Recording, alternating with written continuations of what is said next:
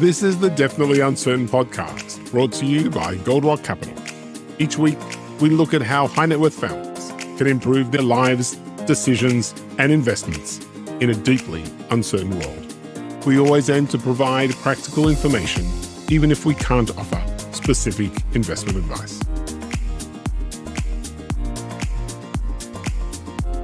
This is the Definitely Uncertain podcast. My name is Darren Rockman, and I'm a partner at Gold Rock Capital, the more than 20-year-old multifamily office servicing high net worth families in Israel and around the world. And this is a very special episode of the podcast. This is our 100th episode. And for that 100th episode, I'm very, very pleased to have my close friend and tennis partner, Andrew Goldman, join us. Hi, Andrew. Hi, Darren. I have to say that 100 episodes in, I actually given up hope of ever being asked to join. But delighted to be here. Finally, you cracked an invite. Finally, exactly.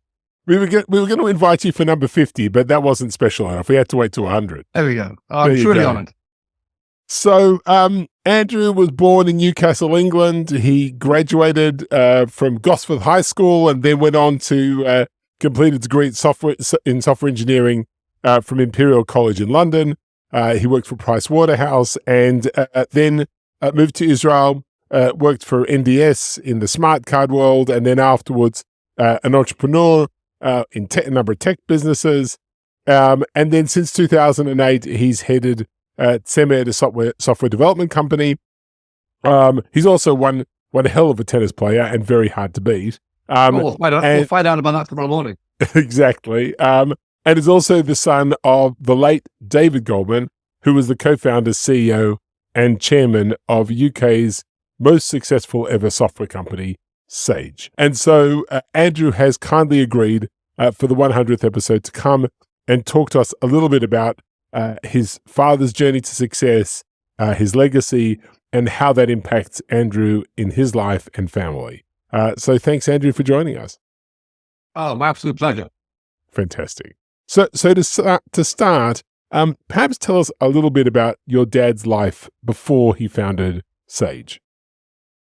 He grew up in the Northeast, where he actually lived all of his life, Northeast of England. He was born and grew up in Sunderland. Moved to Newcastle when he married my mum, where he lived out many happy years. I think he dreamed, or possibly my grandma dreamed, that he'd be a doctor one day. But due to ill health at a bad time, he had to leave school early. And he went off to, as it were, almost seek his fortune, starting in various different kinds of jobs, including, by the way, for a while, he worked in an accounting office. He thought maybe he'd train to be an accountant. No offense to some of your listeners, but I think he described that as possibly the most boring days of his entire life. But I had a feeling the knowledge gained actually became very useful later, both as a businessman and as the CEO of a company that was marketing accounting software for small businesses. In 1962, he joined Campbell Graphics. It was actually, at the time, was a mail direct company. This is 1962. Right. Actually brought along his appointment letter, which you maybe put on the screen at the end. And fast forward 10 years or so, it was now Campbell Graphics Printing. He was the managing director and also a 50% owner. Right. So he went up the ladder inside of this company, Campbell Graphics, which was a printing shop. Printing company. They produced quarterlies for local businesses, marketing materials. Right. Okay. So that's a very long way from software and the software business. So talk to me about how the transition from being in this printing business to founding this software company that ends up becoming this massive success. How did that transition happen?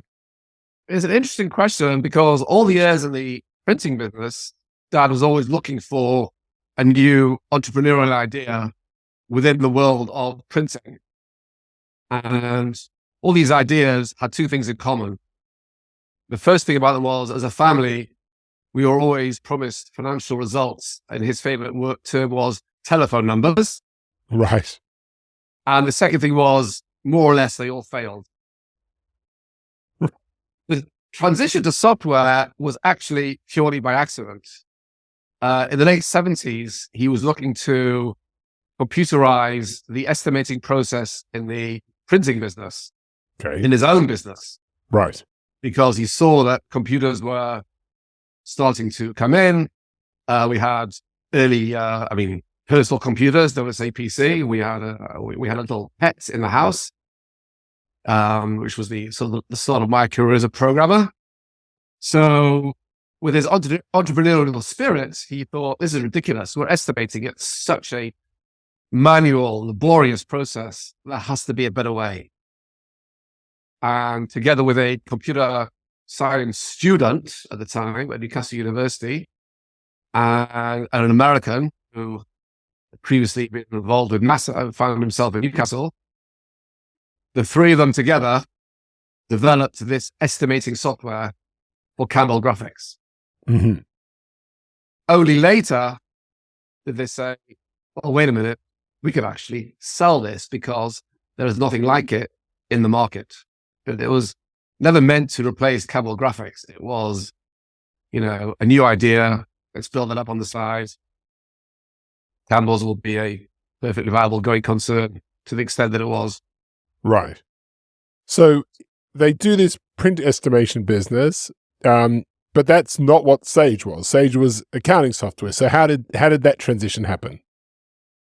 So they realized that, well, if we're selling software to small businesses, maybe it'd be useful if they have accounting software to go with it. Right. And almost as a sort of a side project, they cobbled together the first accounting packet. Of course, it didn't take long to realize that the market of printing companies was X. The market of small businesses that would need accounting software was 10,000X. Right. Any small or even medium-sized business anywhere in the world. And in those days, there was very little on offer. What there was extremely expensive. Right. So your They dad actually sold the rights to the estimating software, which had been the whole raison d'etre. They sold the rights to that to some other printing supplier, and that brought in cash, and that cash was used to invest in the accounting product. Wow. So what you're describing is someone in your dad who really had a vision for himself and for he wanted to succeed. He wanted to succeed in a big way, and tries and fails a whole lot of different things until finally, after a decade, hits on something with real potential. But he does it in software. And again, I was around in 1981. I was 12 years old, and we had the first personal computer in our home when I think in 1982, which is about the time when people were starting. But nobody, other than I think playing Snake, nobody had the faintest idea what to do with these things. How did your dad, make that leap, that sort of visionary leap? At the time, someone who was not a computer person himself, to understanding the potential here. So the short answer to the question is that he never saw Sage as a software company. He was a businessman who had worked in an accounting office. He had to keep accounts. He had people of varying levels of incompetence who kept the books, who tended to have long lunch breaks. Right. And come back from said lunch breaks after a pint or two. And he saw, especially after having started the estimating, he very quickly saw the potential of what these new computers could do. And obviously not difficult to see the size of any potential market, UK and around the world, as it turned out. Right. So he has this visionary streak to him. He's got this appetite for success, and he is a business problem solver. He's starting with the market, saying, there's a problem here, and how do I solve it? Is that right? Yes, he would have described it what is the market and what does the market need? Right. Now is his focus. Right. And this coming from doesn't have a strong business education, didn't No go, education. no education, no MBA, high school. I think he left high school early. Right. He probably, had he got his, what they call in England, O-levels and A-levels, he might have applied for medical school and gone on some completely different journey. Right. No formal education to his name. Much later in life, was very proud to get an honorary degree from the University of Sunderland, but that was way down the line. Wow. Okay. So at the time, you're about 15 years old. Okay. You're living in the north of England, which was actually on the verge of going through really tumultuous change during the Thatcher years with closures of mines and unemployment and union issues and all those types of things. And here's your dad off on a journey. He manages to sell a small business. He then reinvests all the profits into some other speculative thing. What's it like at the dinner table? Is this just, normal operating procedure at the Goldman family? I think Dad, the visionary, was definitely a normal operating procedure. For me personally, this was unimaginably exciting because I was a budding computer programmer. And all of a sudden, Dad is working in what I saw it as the programming business. And there was just a lot to talk about. Right. And it was very interesting. And I had summer jobs there. And I'd even, if he was going down to the office on a Sunday, I'd sort of nick in the car with him and just practice some programming on their computers, which were considerably better. I mean, such as they were with their twin floppies, but they were still way better than I was hacking around on at home. Amazing. But it didn't really feel the risk. As you mentioned, it was the Thatcher years, and without any political commentary, the changes that she made were definitely felt much, much more harshly in the North than everyone felt in the South. So the Northeast in particular bore the brunt. I don't think we really sort of thought through the implications of what would happen if this all went four legs in the air, although I'm sure my mum and dad did. Right. But as kids, you were insulated from the risk and just all the excitement. Yes. Yeah, you could say that. Right. Amazing. In those early years, what would you say were some of the key decisions that your dad made that ultimately led to the massive success that Sage became? The one really big thing which sticks out in my mind was the launch of the Amstrad PCW, which was a word processing machine. So it was very cheap. It was a major disruptor for software up until then had been expensive. And here you were just buying a box. It came with other bits and pieces. I think you could get a spreadsheet package for it, possibly. Right. And the world, the people who were at that point interested in computing business, the world saw this huge disruptor word processing machine. And Dad and his fellow co-founders and executives immediately saw that this was actually a computer upon which you could run accounting software. And there's going to be tens of thousands of these sitting around in offices and homes. And this would be the moment to hit that market with some very cheap but good accounting software. Okay, so it was almost like turning on a dime. Right. So the Amstrad was sold as a word processing machine, not as a computer, right? That's correct. It was there to do what you would do today on Microsoft Word, right? Write documents. And then your dad and his partners see this as an opportunity actually to sell software that would work on the Amstrad, which would provide accounting to small businesses. And the advantage was that the Amstrad was super cheap, at least, by comparison to other computers, and therefore affordable also to a small business. Right. So what do? They rewrite the software for an Amstrad? Well, it's actually a good question.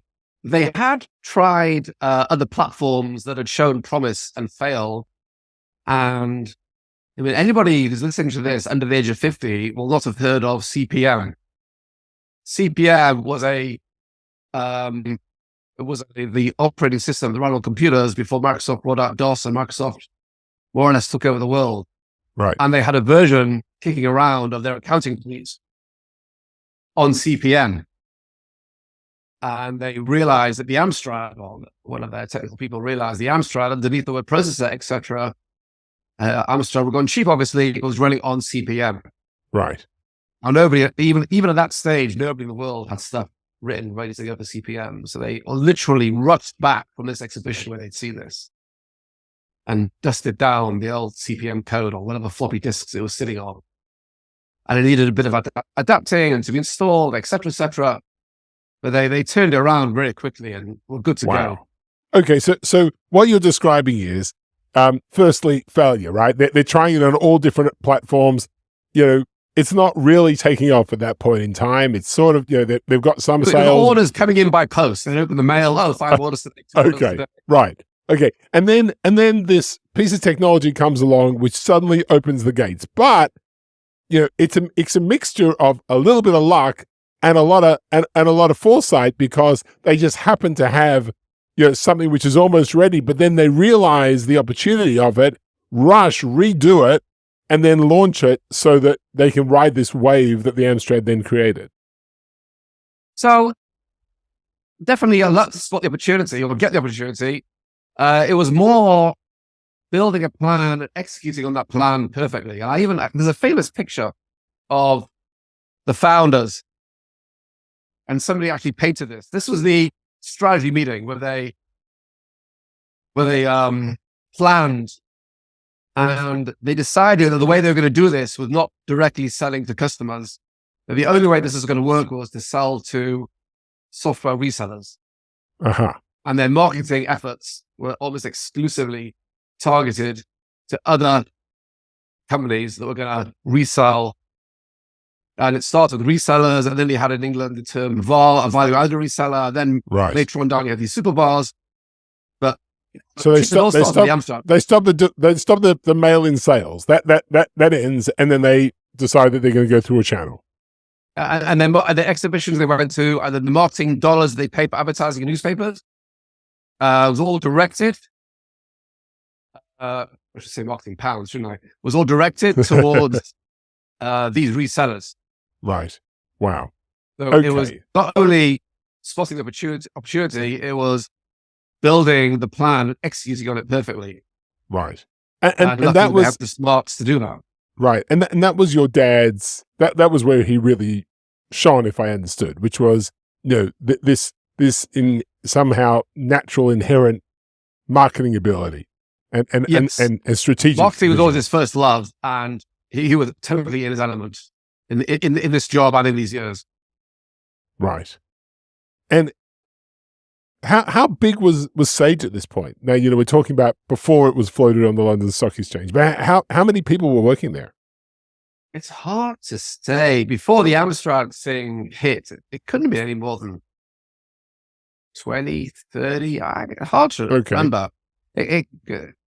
I was out of the house for a year between 1985 and 1986. I was actually out of the country for a year, and when I came back, it had all grown exponentially. But they built a whole phone support system around the sales, because buying accounting software, as you can appreciate, is not the same as just learning a word processor and you start to type. Wow. Accounting has very serious financial and business implications. So there was always anybody who installed Sage had somebody in the office in Newcastle at the end of the phone that they could call up and they could talk them through. Right. Which, by the way, built an enormous revenue stream for the company, because everybody who bought the software signed on. It was a very clever idea. It was like a 90-day free trial. We need the standing order now. Everybody signed on. Nobody's going to roll out without support. In most cases, people never had a computer before. Right. So they just signed in, sent in the standing order, and they had 90 days free support. Right. And these standing orders just accumulated by 10,000. Right. And didn't they also sell paper? So fast forward towards the point towards which my dad had to retire through ill health. It's a good question because the support side was a revenue stream. They're always looking for new revenue streams in addition to the actual software, and selling stationery to all these customers was, again, easy money because everybody needed paper for invoices and the payroll, etc. And then my dad got the idea, well, you know what? Maybe we will customize the stationery for them. And of course, printing had always been his first love. So they actually, it was unbelievably successful. And he had in the, well, they'd moved office a few times. In this particular new office, they had a warehouse next door that they actually put in printing presses, the same as what they had in Campbell Graphics. And nothing gave him more pride. When I came back from London, wherever I'd be, he takes me in there to show me. And it was like being back at Campbell's. How funny. So the circle closes, right? You know, start with printing into software. This would be the perfect example of Dad saying, well, what do our customers need? Right. So it all actually quite funny. It was actually just fitted into a very serious pattern and been going on. This is like 90s, been going on for, 10, 15 years. Of just identifying customer requirements and then being there for them. Exactly. So we're going to scroll back a bit because we sort of got ahead of ourselves. So 1989, your dad floats Sage on the London Stock Exchange. And for those that don't know, Sage remains the premier software company on the London Stock Exchange and is the largest software company in the UK even today. And that brought him both fame and financial success way beyond anything that the family he had ever experienced before. Tell me a little bit about that, and particularly tell me how that changed your dad. It's a very, very good question. The short answer is Mum and Dad lived in the same house. He sat in the same chair in the synagogue where we worship. He had the same personality. We're going to talk about his personality. He was a very sort of naturally humble, modest person before, and that certainly didn't change. Growing up, I would say, not that it really affected our upbringing, but we didn't particularly have long-term financial security. So I think that was a huge milestone, an achievement for Mum and Dad to sort of be at that point that they achieved that, whether they could grow old with that done. Although, I mean, one external way you would have known that he was successful was he loved his Jaguar. Right. And I think he'd always dreamed that one day he'd get to the point that he'd be driving a Jaguar. And then along came the Jaguar with, years down the line, the Aston. Right. So I would say that'd be the one major external giveaway of all this success, because just to talk to him, you would never really have known. Right. My parents enjoyed lots of nice holidays as well, but that's fine. I think it would appear that I got the love of cars gene for reasons that are still very baffling to me. Daniel is driving around in a Skoda. You mentioned his personality. Yes. What type of person? What type of person was he? You said he was modest, but give us a picture. He was very modest. He was very quiet with it. Humble. Loved nothing more than to read his magazines and listen to music. He loved desserts. Has to be said. And it worked. But you knew you were never any mistake that he had a vision. I think his employees were never in any doubt that this was a man with a vision, and as was becoming evident, he knew how to make that vision, turn that vision into practice. Right. It's interesting that you say that he was humble, because lots of people that have drive, that have this sort of, hunger for success, it doesn't always go with modesty. But you say with your dad, Does it always go on? With modesty. Oh, right. How did that combination work? He's hungry for success. He's got a big vision, but yet personally modest. I think he saw himself as a family man who was, had a vision for his business. I think he was a family man. He was a synagogue man. He was very committed to his community. He did a lot of voluntary work, in particular for the local school, and before that for the synagogue itself. So I think those were his main core values. Right. Kept him grounded. And education, and making sure that Dan and I, had an education that could equip ourselves to go out into the world. An education that he never had. Right. Now, famously, your dad was not much of a computer user. And maybe I'm somewhat understating that, right? Well, if you asked him that question, he would say that is irrelevant. Right. As I said before, Sage was a marketing company. Right. He went back this morning, just to prepare for this call, and I actually looked at an interview he'd given onto television. He said these very words: "This is a marketing company. We are here to build products that our customers need." It might just as well have been the latest invention in nappies going out the door in lorries every night. Right.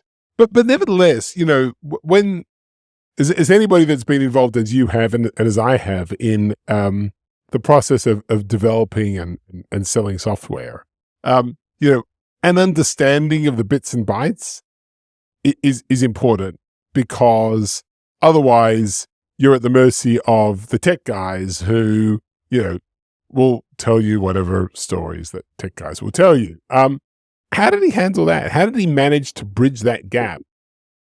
Where he didn't really have a little feeling that he understood these things a bit more than he was willing to let on. Right.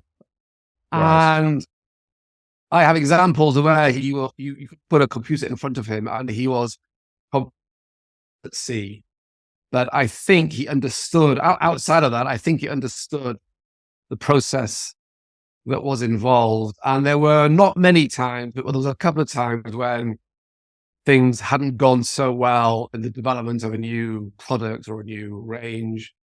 And he would roll up his sleeves and get in on the meetings and just find out what was going on and where the failure point was and what are we going to do and who's going to do what. Right. So he knew how to manage, and he knew how to identify the sort of core, I think so. decision points. Right. And then, of course, Sage then goes on. It moves or breaks out of the confines of the United Kingdom, which obviously was a huge market even in itself, and starts to move international. So tell us a little bit about that. They tried with random success selling their own software overseas. I think they very quickly realized that with the different jurisdictions in accounting, it was always going to be a challenge. So they expanded by acquisition. Right. And they did it aggressively. They bought companies in America, in Europe, France, Germany, Spain. I'm sure if you look on the Sage website, you'll probably find a whole list. Right. Now, famously, buying companies they sort of developed almost a process of applying their way they run the business, these companies that they bought, because they prided themselves on keeping very high margins. Because one thing that my dad did understand is there is a great deal of a manufacturing cost copying a piece of software onto a floppy disk. Right. So for him, it was very important to not be wasteful and get the benefit of that and run the company with very good margins. And that's something he was very much on top of. So they'd go to other companies that they were buying or about to buy, and you'd see these horror shows of people doing more or less the same thing as them, but with dramatically worse margins. So they could sort of buy a company, and then by applying their own techniques or whatever it was they were doing to keep margins low, all of a sudden increased the value of these companies they bought dramatically. Right. And they were able to do this despite the fact that they were working in very different jurisdictions, very Well, that's why different they bought countries. companies, acquired companies, as opposed to trying to set it themselves. Right. But there No. are cultural differences, right? You know, you go to Germany, you go to France, Yeah. you go to South Africa. France, they discovered there were very cultural differences, huge differences in social law.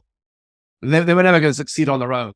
But they did succeed by buying companies that were attempting to do what they were doing. So your dad retires as chairman of Sage in 1997, and he dies very young in 1999 after a long battle with cancer. When you look back at your dad as a father, as an entrepreneur, as a businessman, what legacy did he leave you? That's an excellent question.